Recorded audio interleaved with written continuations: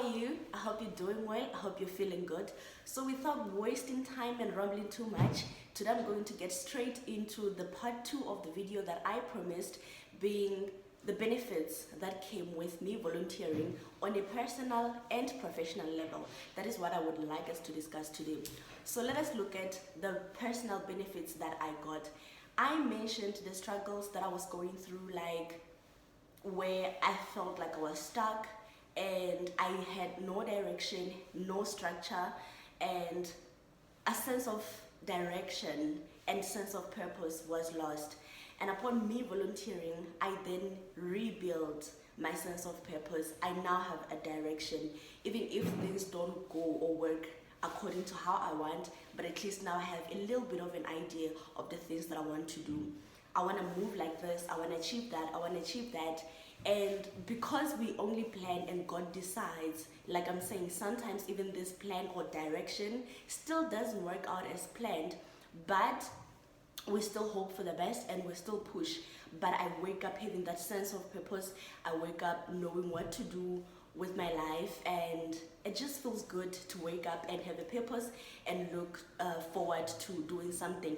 Even shooting this right now, trying this YouTube, it was something that I thought about last year when I finished my studies, but I never had time to do it this year. As I mentioned, that a lot of things were changing in my life, and I feel like then God brought me back to the alignment, and this is still part of the direction and things that I had just set out for myself to do. So I'm very grateful for that.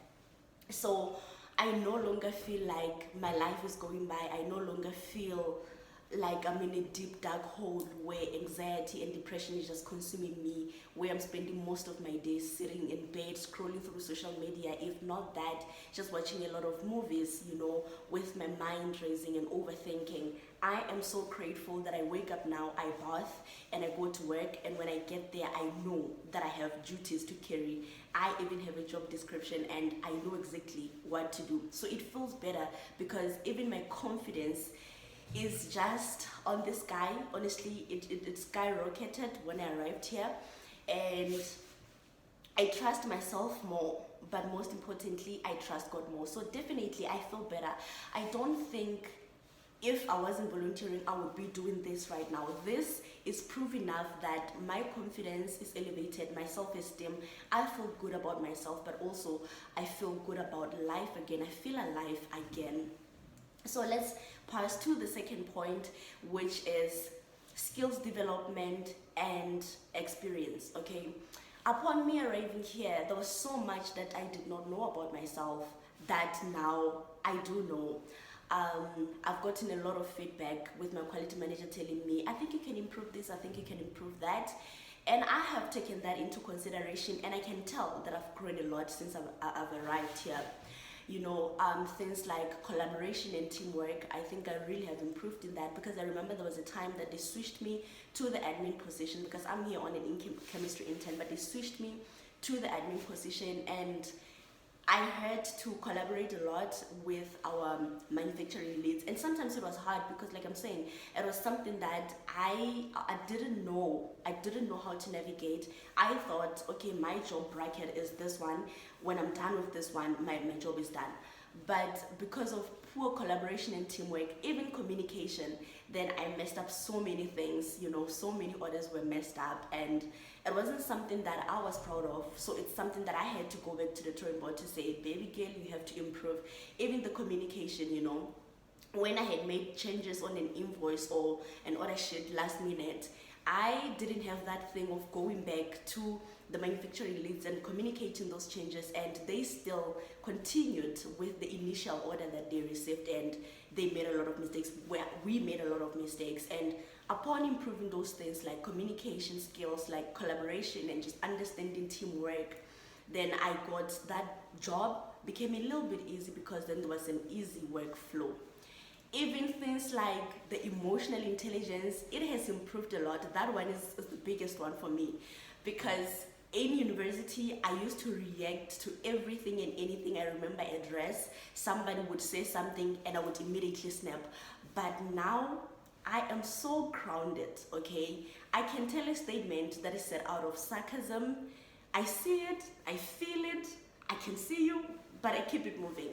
I can tell a statement that is uttered out to get emotion and reaction out of me. Again, I see it, I feel it, but I keep it moving. I choose to say, listen, not today. You are not going to have my time. Not today. You are not going to have my energy. I am not even going to give you 2 cents of my time. So I really am impressed with that, because then you become so unpredictable. Well, not even the unpredictable thing, but your mental health improves a lot when people don't know buttons, when people don't know which buttons to press when they want to get you down, or buttons to press when they want you to jump. But I just have reached a stage where I feel like I'm neutral now.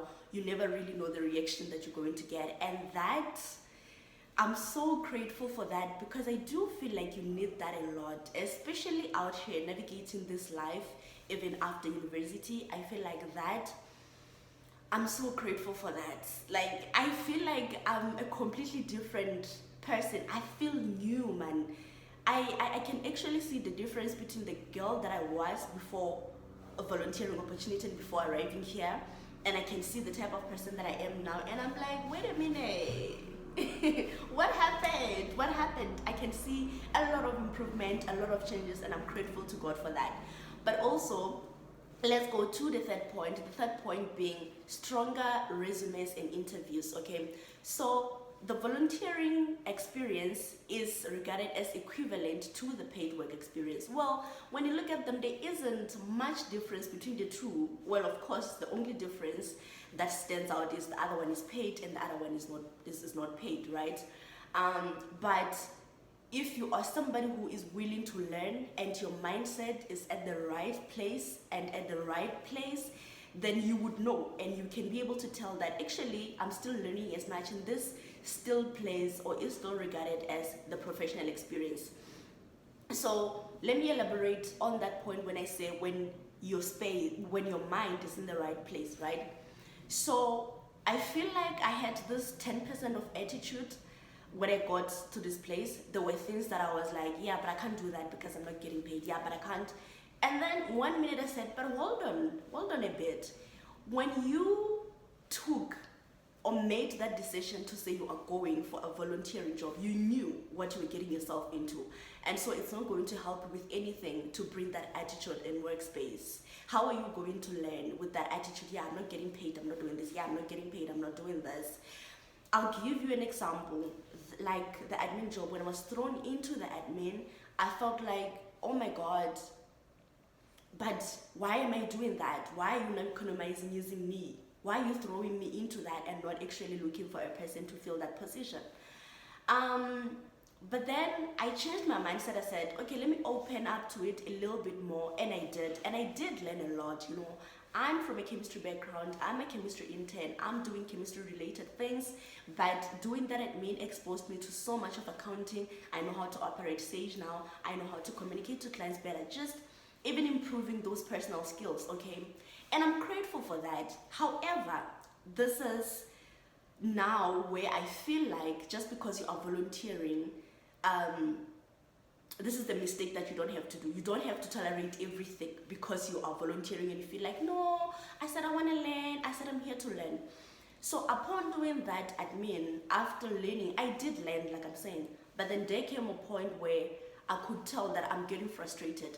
And my frustration was, listen, because I came here and my payment is not in monetary value, and I completely understand that, and I've made peace with that, that's why I'm here.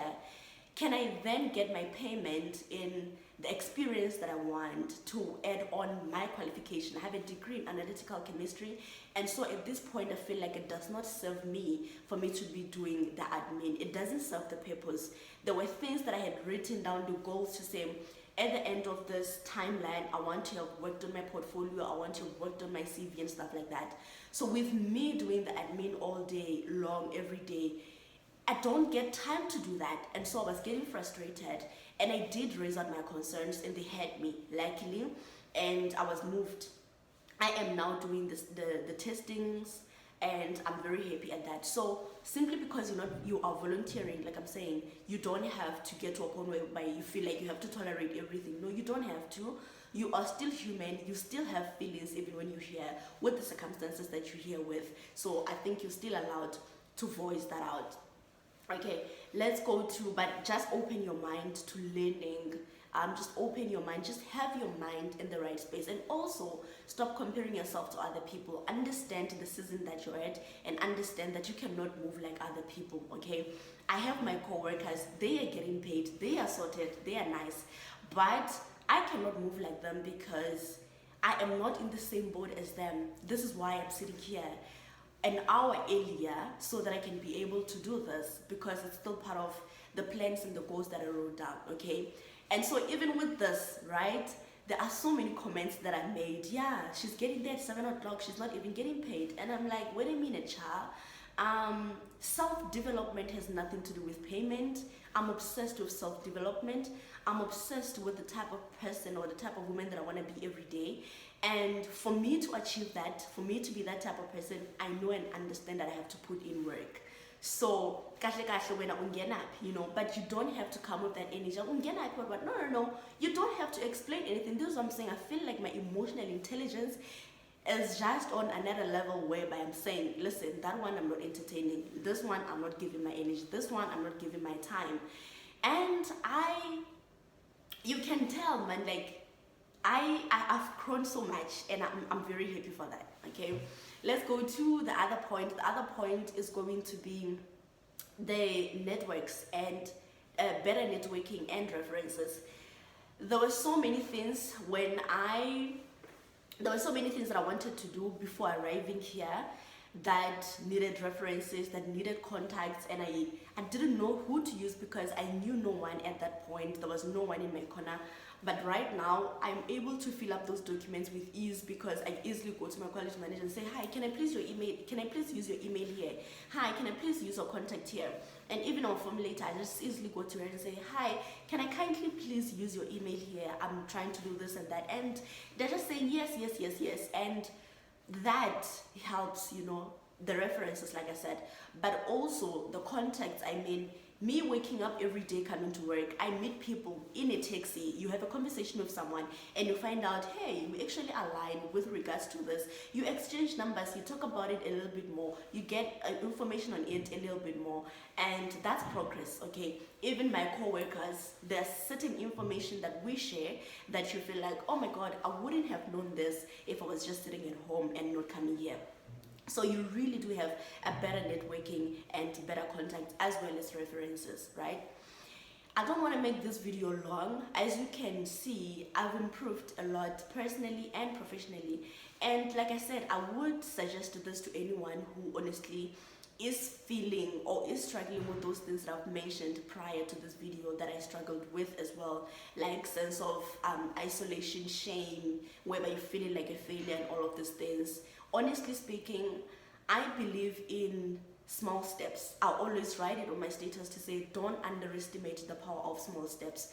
But not only that, honestly speaking, there was a line that I read in a book of Think and Grow Rich, I think, and it said that you need actually a certain amount of effort to induce faith and hope.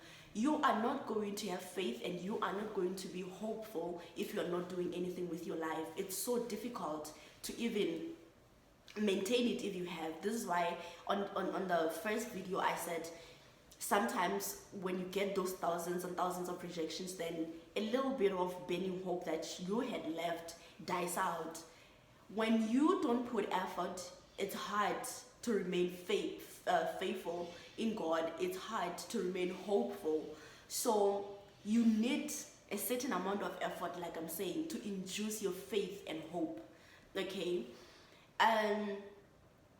like I said as well, I believe in the power of small steps. But also what I want to say is, when you put faith in small intentional steps, you then build that hope that is able to sustain you throughout your difficulties and challenges. So I urge you, if you are in that boat where you are dealing with unemployment and you're dealing with challenges that come with unemployment, could you please consider volunteering? I mean, I told you I'm coming from Lesotho, and one of the primary reasons also why I'm doing this is to work on my critical skills visa. and you guys are even citizens and you stand a better chance. And trust me, I still got rejected a lot, even just asking for a mere volunteering opportunity. And I feel like you guys, because you're citizens and you're given more priority than anyone, please do consider doing it, but please understand that it's not going to be easy. So don't watch this video and feel like, oh, okay, I'm going to wake up and volunteer tomorrow, and when it gets difficult, you feel like I lied to you. No, it gets difficult. I cry a lot, I get frustrated a lot, but I think I've gotten to a point where I understand that we have this mindset or this feeling that we always feel like the grass is greener on the other side. When you're on the other side, you feel like it's going to be better when you jump to the other side. But when you actually get there, you realize, no, actually, wait a minute, things are not as I thought they are. Like, they're not actually as I thought, you know what I mean? So I've realized that in life, we are always going to face challenges, and we're always going to face struggles and difficulties. Your attitude towards them and just how you're going to handle them is what matters the most. But also what I want to say is, hold on to faith, hold on to hope, and hold on to God. And the only way that you can have that faith and hope is by putting in a certain amount of effort. You know, it says one tiny effort sparks hope. And like I said, when you put faith in small intentional steps, you build hope that sustains you throughout your difficulties and your challenges. So your life is not over. It's actually far from over, because life is a journey. It's not a one chapter where that chapter doesn't go well, you feel like, okay, I'm written off, I'm done. No, you're not done. It's a journey. And I also want to say this before I leave, right? I always say this to my sister, that one way or another, we are going to feel pain in life. And I said to her, in 2025, I choose to feel pain that is worth it. Whenever I'm feeling pain, I want to say, okay, it's painful, I get it, but it's worth it. So if I had to choose between feeling the pain of being stuck, staying at home, depressed and with that anxiety, with a racing mind, and feeling the pain of throwing myself into a volunteering opportunity, honestly speaking, I'm going to feel the pain of the volunteering opportunity, because like I've already explained, it has its advantages on a personal level and professional level, like I've told you. So you're gonna be fine. I hope you took something from this video. I hope you can take something from this video, and I do hope that it helps you a lot. So bye.